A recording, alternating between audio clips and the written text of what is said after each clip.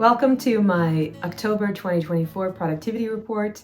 As you can see, I'm back in Illinois and I've only been home for a few days, but I figured I would get this report done and have a look at the month that passed. It was an incredible month.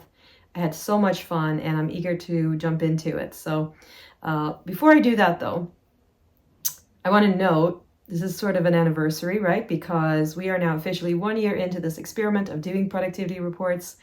And I have to admit that looking back, they've gotten better and better. My goals have tightened up. I've definitely made huge improvements, and it's been a great way for accountability for myself.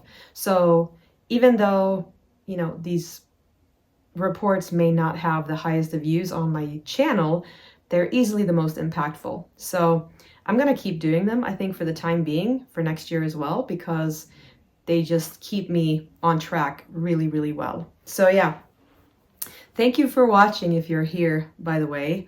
I hope you take something away from these videos and that you learn sort of how to keep track of your goals yourself. If you don't check in and measure and see the progress, it's very unlikely that you're actually going to meet your goals. So you have to be able to reflect on them every so often, check in, see how you're doing. And for me, it's just been so helpful to do that once a month. So here we are. Let's talk about October 2024. If you watched September's video, you already know that that was kind of a dreadful month for many reasons. And I wasn't really feeling so hot at the beginning of October either. I was in Europe, so in September I spent my time in Sweden and Germany and the Netherlands and Denmark.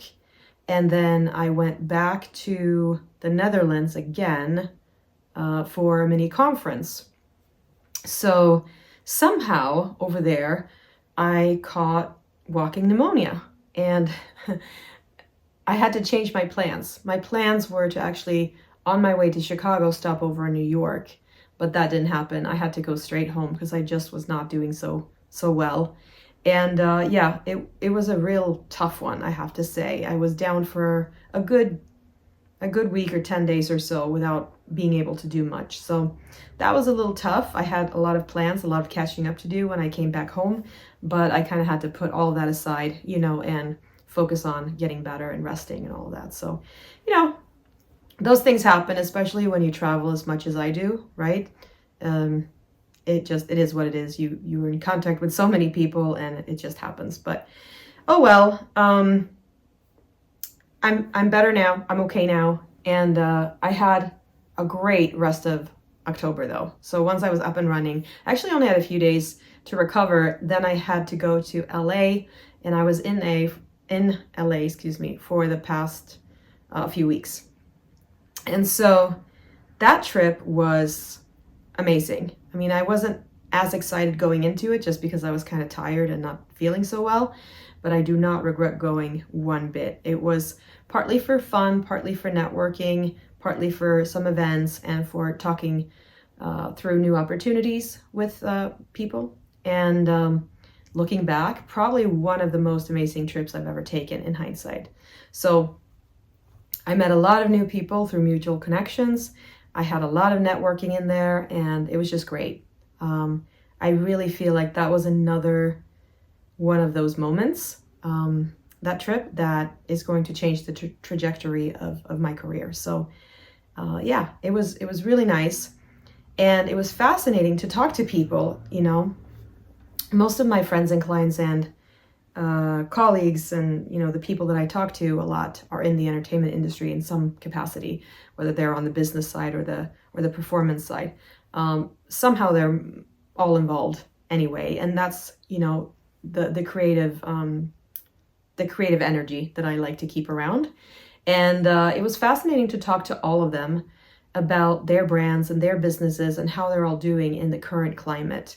There's so much change happening, with streaming and with AI and copyright and this and that. I mean, we just had the first AI Grammy nominated song by the Beatles, right? Which is huge for the music industry in particular, right? So talking to them about how all of these things are going to change the landscape and how we get back some of the things that are missing. Like I love traditional A&R. That's what I went to school for. How do we get some of that back in a new way, right? Because the old way is not going to work. We have to have a new way going forward.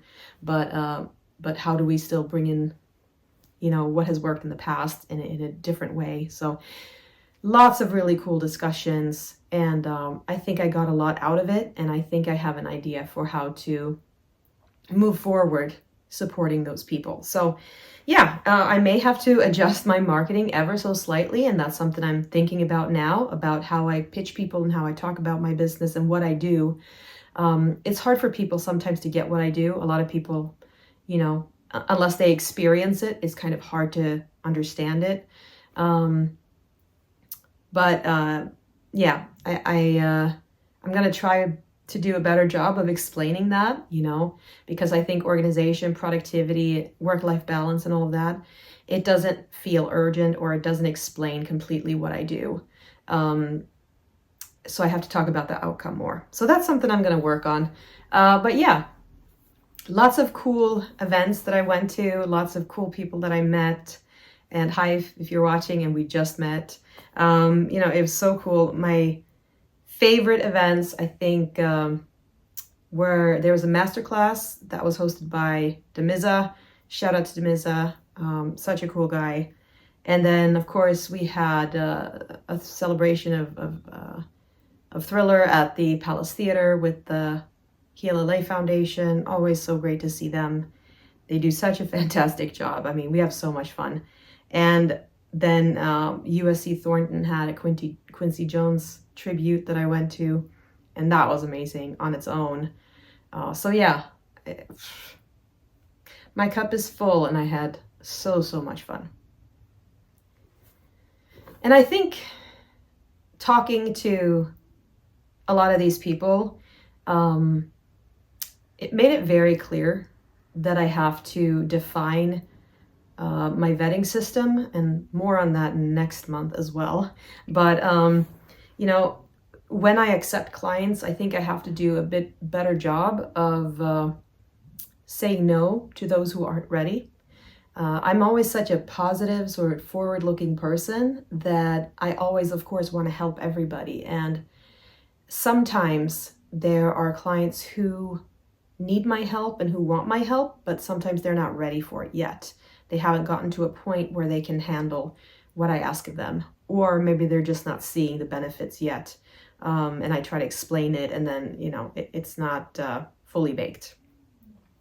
So that kind of brings me to, the takeaway for this month, which is that talent alone is not enough. Determination is the divide. And I want to expand on that topic because I think it's so important for everybody to understand that, there are two types of people in this world. People who rely on their talent, however great it is, and then the people who don't. And the people who don't may be equally talented, but they get ahead because they don't just rely on their talent. They also develop all the other skills that you need in order to succeed, right? I've realized that as much as I want to help the first group, I can't. I need to work solely with those people who belong to the second group, the people who will do what it takes to make their dreams come true. For far too long, I've held on to the hope that I can just motivate that first group to take more action, to do more, to put in more effort, and all of those things. But that just does not seem to be the case. They are not ready for it. And I think you have to find yourself and understand your commitment first before you bring on a strategist. So I'm going to let that go. I'm going to try and do a better job of screening who I say yes and who I say no to, instead of relying only on sort of the hope that once we get into it, they are going to do the work. It has been a bit hit or miss in the past, and that, that's on me. So yeah, that was a huge takeaway this month. And I always want to try and motivate everybody, of course, but it is also exhausting, and I have to mind my own energy, not just the energy that my client give. So I think that effort ends here. From now on, if there is a mediocre attitude, or if there is somebody who's just not ready for me, they are going to be blessed but released, and they can come back to me when they are ready. So yeah, it's a tough one. It's a tough one, but I think as business owners, we have to make those calls and make sure that we work with the people who appreciate us and who can get it right, because that's when the success happens. You know, I know so many people who are incredibly talented, and they have everything, like on paper, every single ingredient that you need to succeed, but they're just not motivated enough. There's something there. They lack the drive. They are not willing to go above and beyond. They're not willing to do the work that it takes. And I truly want the best for them. So that's when I sometimes say, yes, let me help you get motivated. Let me help you do all that. But it doesn't work. And that's not specific, by the way, to the entertainment industry. That's specific to all industries. I mean, it's not about what you do. That's a mindset attitude. That's just a general attitude towards life that you have. Either you understand that there's lots of talent out there and you're not just going to get discovered and have everything handed to you, you know,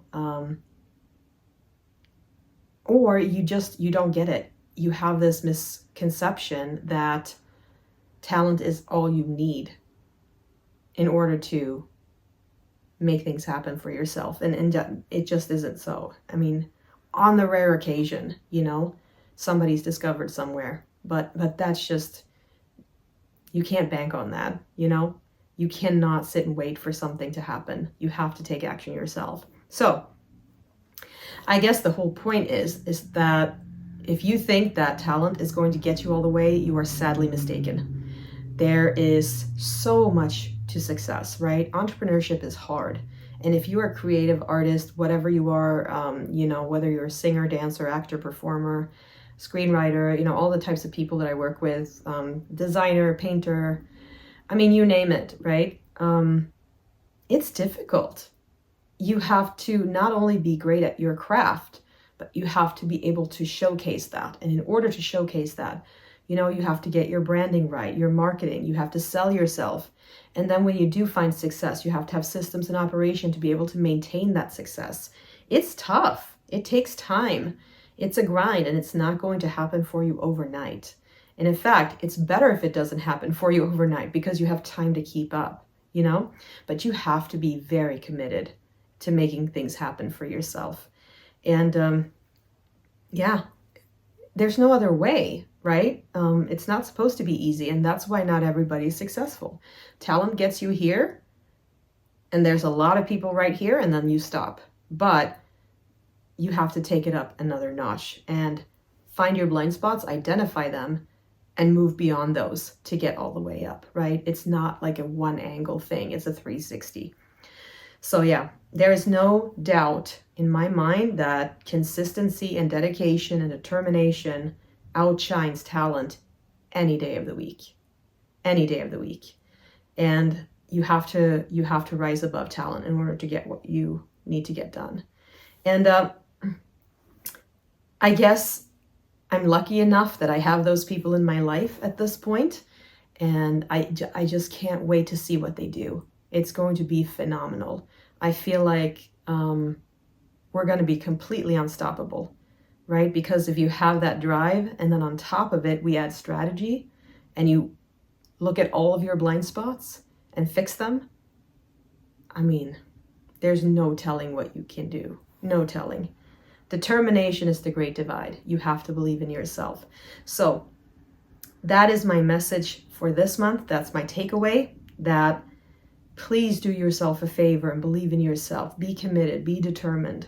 You know, you have the ability to go all the way, but you have to have the right mindset for it. You have to be completely committed to the outcome of your goal. So if you are not, really consider if it's worth the effort. But if you are, that's where the magic happens. And then when you're there, please give me a call, because together, you and I, we can be completely unstoppable. All right, enough preaching. Let's get to how productive I was, because I have to cover my blind spots as well. So let's talk about that. So actually, October was not bad. It was a very productive month for me, despite having walking pneumonia. I actually completed way more projects than I thought I would, so that was good. I had double the closure in half the time, and I think that's outstanding given the circumstances. I completed a total of 6 projects, and if you've watched these videos before, you'll know that my goal is 3 per month, and that's double. So again, I think given the circumstances, that is outstanding. And in the past few months, I feel like it's been a bit slow, but on the other hand, the projects that I've had over the past few months have been a lot bigger. Some of them have been multi-layered, and they've been just giant and harder to close out. So of course I completed less of them. I'm now starting to break down a lot of projects more and more again so that I can close them out faster and have an easier time handling them and wrapping them up. And if that's something you struggle with in project management, that's some really good advice that I would like to give to you. Smaller projects are much easier to handle, much easier to manage, much easier to track, much easier to wrap up. And it gives you more momentum because you are not dragging them out for months and months and months. And the more you break things down, the more profitable you tend to become as well if you're a business owner. So just be aware of that if you're somebody who has trouble wrapping up projects and finishing what you start, you need to break your projects down even more to help yourself on the way. My favorite project in October was going on Susan and Allison's podcasts. Hey ladies, if you're watching, it's called Inside Photo Organizing.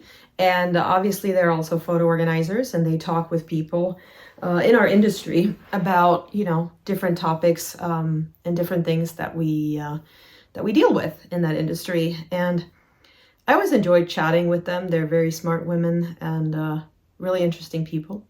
And so that was super fun, and they have their episode live as of now. It's on YouTube, and I will link to it below. And it's also on their website and where you get your podcast. So I would highly recommend you listen to that if photo organizing is something that interests you. We talked about my process. It's called DPO Flow, which is how to design an ecosystem, very similar to what I did for B&H Photo last month. So that was a really good one, and now that that's out, I would love for you to check it out and tell me what you think. So check out their podcast. That was probably the most fun this month. All of my projects were fun, but that one stood out for sure because I didn't do it alone. So it's always nice to have a little company. All right, let's move on to hours worked. In October, I worked a total of 70 hours. Which is just about 17 and a half hours per week if I break it down. And that's low. That's really low, actually. Obviously, the biggest reason for that number was because I was sick, and I basically took a full week, almost 10 days off. So that kind of brought it down right there. But I think also the travel and all of that is one reason. I spent a lot of time just on trains and on planes. So that's not time that I track, the transit time basically. So yeah, it was a lot of just resting and recovering, and basically the hours took a hit. Now, I'm not upset over that at all. I mean, we all want to work less, right? However, I do want to make sure that I put in enough effort into my business and work with my clients enough to be profitable, right? And to make sure that I get my stuff done. So my goal has been 25 hours per week, but of course it's not set in stone. I can go over, I can go under, but I just want to make sure that I monitor so I don't go to like 50 hours a week or like down to 10 hours a week and don't put in any effort. I just want to make sure I hover somewhere around 25 hours per week.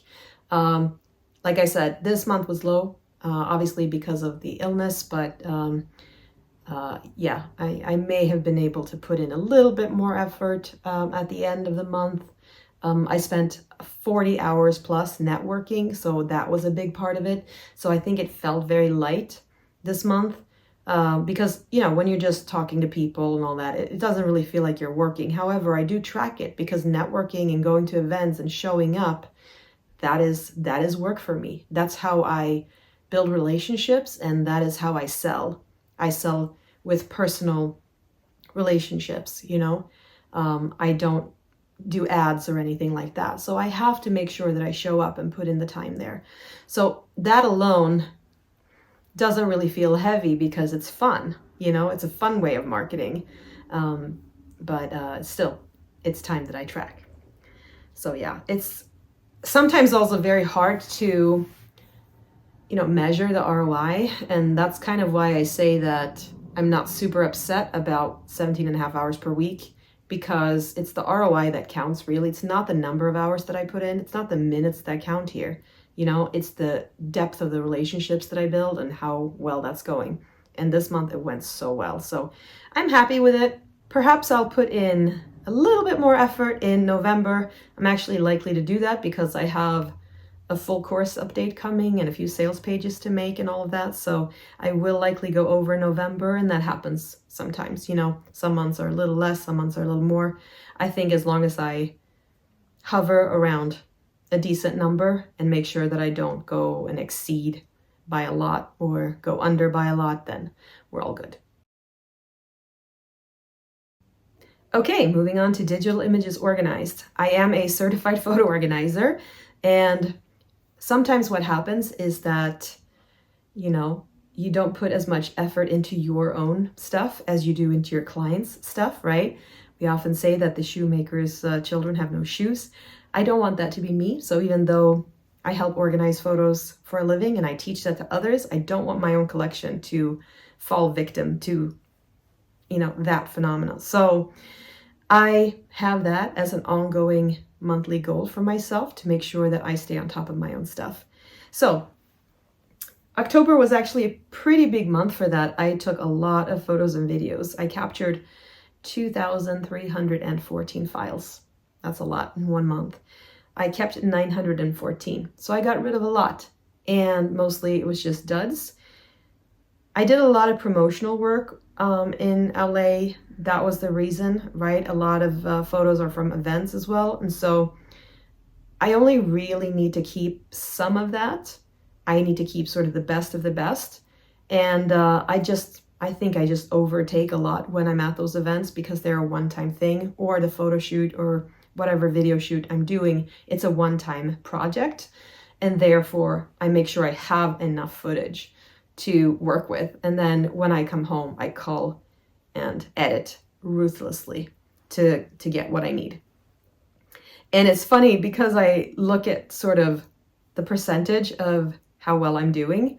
So when I first started taking photos and all of that, like maybe 1 photo in 10 would be good. Now it's more like 3, 4, 5 of my photos are good. So still, you know, half has to go, but that's a pretty decent success rate. So I'm happy with that. And I had a lot of fun images, especially with connections and new friends and longtime friends that I took in LA. So if you want to see some of those, make sure that you not just watch this video, but actually read the blog post over at theswedishorganizer.com. You'll see that I have a lot more in the actual post than I post on YouTube. So yeah, you can see some of the photos there and enjoy those. Another thing that I wanted to talk about in LA is, it's funny because normally I'm such a highly scheduled and organized person, and I plan out what I'm going to do, I mean, in extreme detail. But when I'm in LA, I have noticed that that just doesn't work. And I think it's because I'm in that type of environment with a lot of people who are spur-of-the-moment people. And we come up with a lot of things to do on the fly. So what I do actually is I book my flight into the city, and I don't even book my flight out, and I don't even maintain a schedule. I play the whole thing by ear. And that's highly unusual for me. But I noticed this month that that was the exact right thing to do. And in fact, I ended up staying longer. I ended up extending my trip for an additional week because I didn't have time otherwise to see everybody that I wanted to see. So go figure, hadn't even booked my flight home because I knew that that was going to happen. And as a result of it, I ended up with a ton more photos and videos and events to go to. So there you go. It's funny how that happens sometimes, but I've noticed that there's a pattern there. So yeah. Scary words from an organizer, right? From somebody who loves to plan travel and all of that. It's like very little planning this time around. I planned where I was going to stay.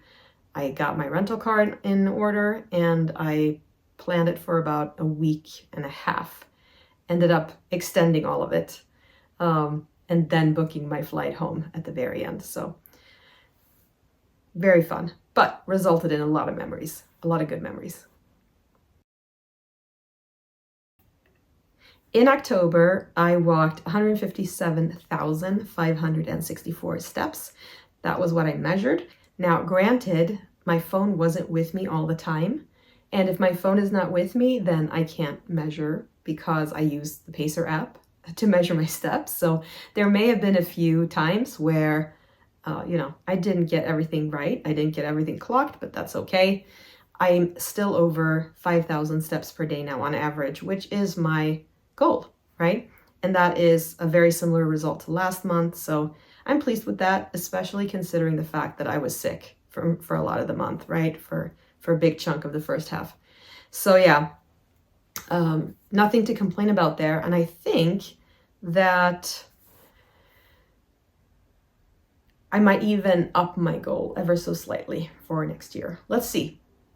We're still kind of on the fence there. I'm not 100%, consistent all the time. It's never going to be that, but I want to make sure that I hit at least 70 or 80% consistency rate on a lot of these goals before I move the milepost. But let's see how it goes. We'll see next month and the month after that, and then I'll reevaluate for 2025. So far, so good though. Not bad. On home cooked meals, very similar. So this month I ended up at 76.4%, and my goal has been 75%. And what do I mean by that? Well, we used to eat out a lot. We were convenient people, and it was costing a lot of money, and we were really getting lazy when it came to cooking. And I wanted to tighten that up and make sure that I actually put in some effort there, especially for health reasons. So I wanted to make sure that 75% of my meals are home cooked, or at least not takeout, right? And at 76.4%, I'm just over, but if I'm over, I'm good. That's what I want. And I was happy with that this month since I was on the go so much. In Amsterdam, I didn't really have access to a kitchen at all, so I lived mostly on, sandwiches and fruits and nuts and berries and things like that. In LA, I had 2 different Airbnbs, and both of them had full kitchens. So I had my kettle, my microwave, full range stove, refrigerator, freezer, the whole thing. That makes it so much easier, right? So not that I cooked a ton, that way, but I was still able to kind of keep it under control and make wraps and salads and things like that, to stay on point. So that was really cool. At least I could avoid a lot of takeout food. And I think, again, similar to the step goal, I'm consistently over my target number, which is 75%. So I think if that streak continues, then I might be able to comfortably let go of this one and consider this just now as a normal part of my life. And I may check in every now and then to kind of see that I'm not falling off, but I have now built that habit, and I'm so excited because that has been a long time coming. So I'm going to do an annual review, I think, of all of these goals to tell me whether or not I have to continue with them. And let's see if I do that in a live or if I make a recorded video. We'll see. But it's going to be fun to see how the year went overall. I think it's going to be a good result. Okay, books and learning. Normally I read, nonfiction, self-help books and business books and development books and all of that, marketing. And I've had some people say, Caroline, you need to read more fiction. Thank you, TJ, by the way, for reminding me of how, important that is. So I actually did pick up a fiction book this month, and it was called Casa al Vento.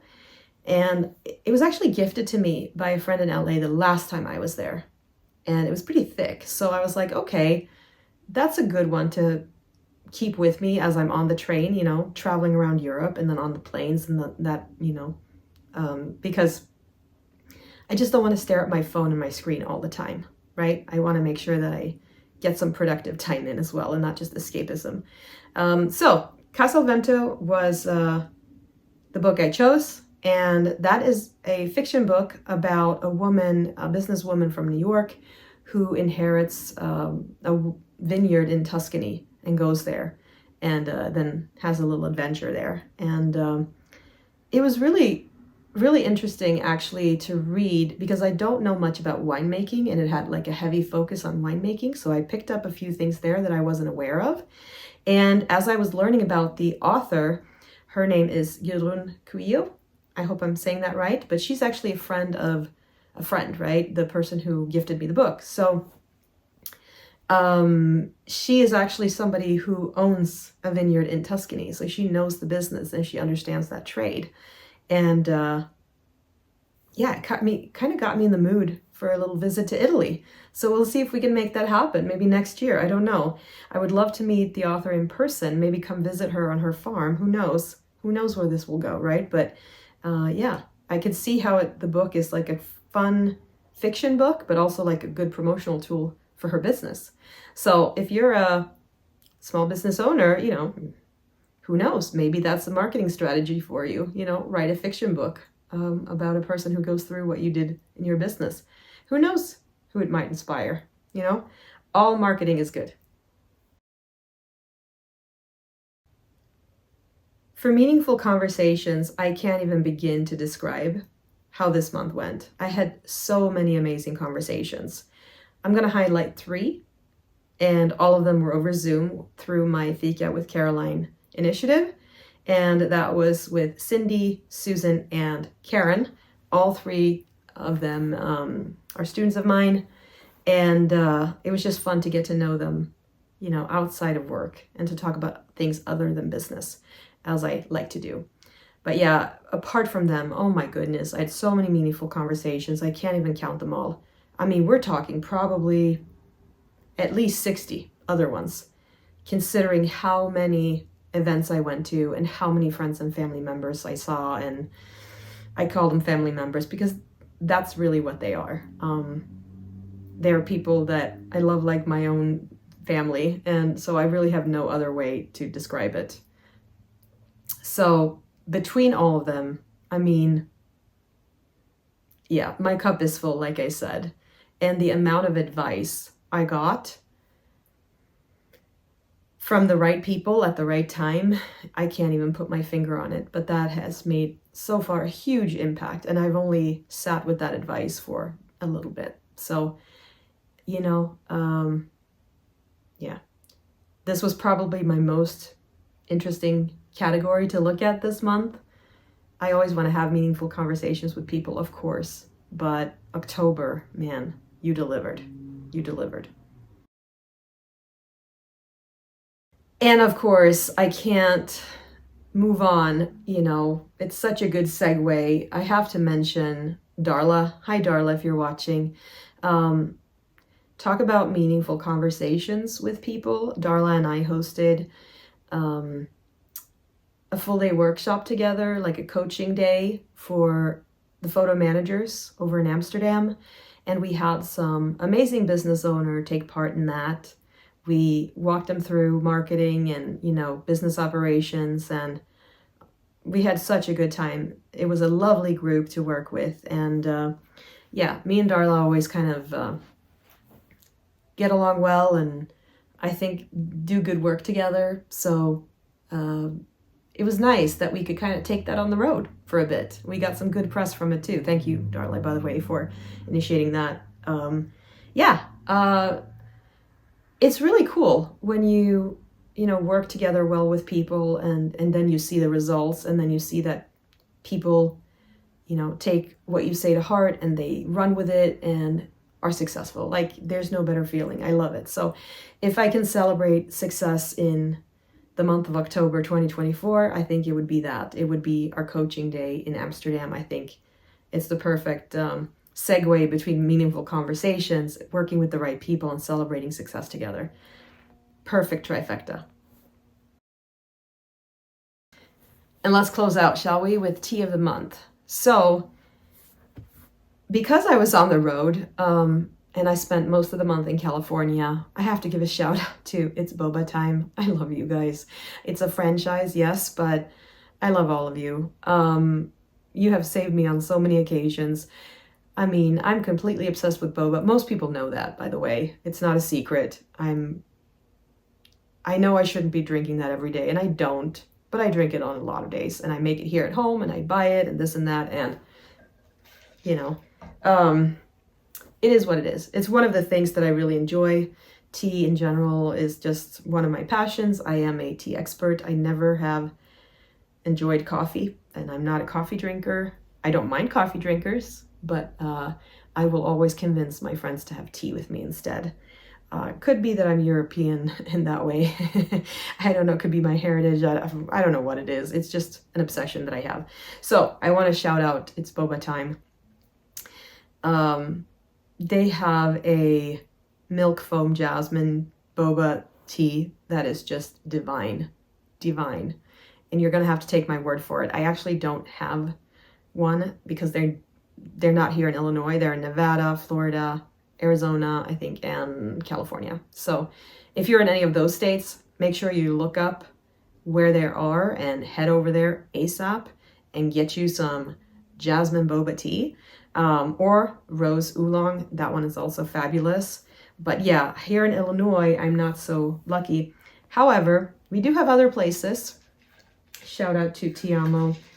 This one was all right. It's also a jasmine boba. They have cheese foam, not milk foam. And what's the difference? Well, I'm not sure I'm saying this right. The cheese foam, I believe, is cream cheese based. And the sea salt foam that I like is cream based. So I just, the taste is different. Anyway, long story short, I make do with what I can until I'm back in California. And I'm heading there again in December. So it's boba time. I'm going to come see you very, very soon. Shout out to you all. And if you haven't tried boba yet, what are you waiting for? Tapioca is like one of the best things ever. Go get some right now.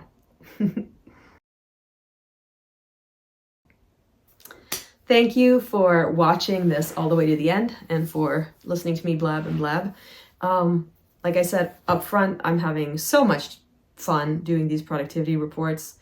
Why did I start doing them? Well, I saw that a lot of colleagues were doing income reports, and I was like, yeah, numbers are fun. That's interesting to read and see, and I love that, and I follow theirs. But for me, it didn't make sense to do that because I'm a productivity coach, and I, organize people's lives, and I help them with work-life balance and all of those things. I manage talent. I help people get to where they want to go and harness, their gifts so that they can direct them in a better way.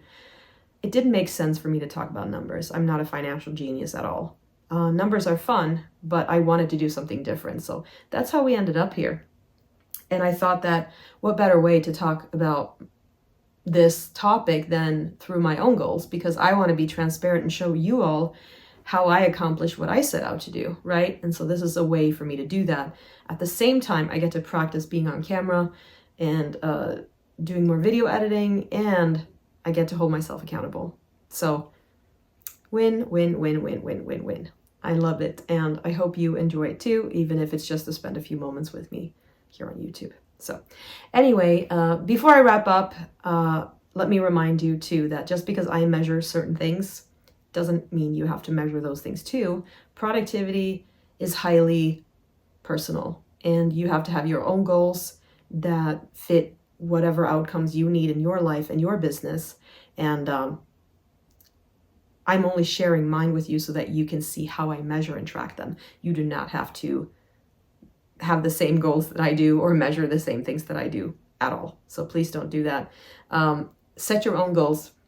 And if you're not sure what goals you should be having, what you should go for, join us. We have quarterly planning workshops, and you can find that all over on my website at theswedishorganizer.com. We will help you with all the goal setting you need in those workshops, or you can just book a discovery call with me. I'm happy to talk that through with you and make sure that you have the right goals implemented for what you need to achieve.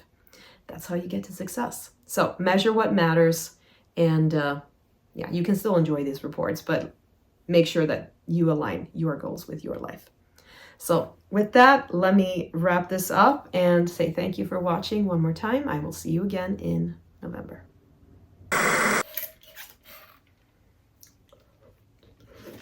Oh shit. I hope that was caught on camera.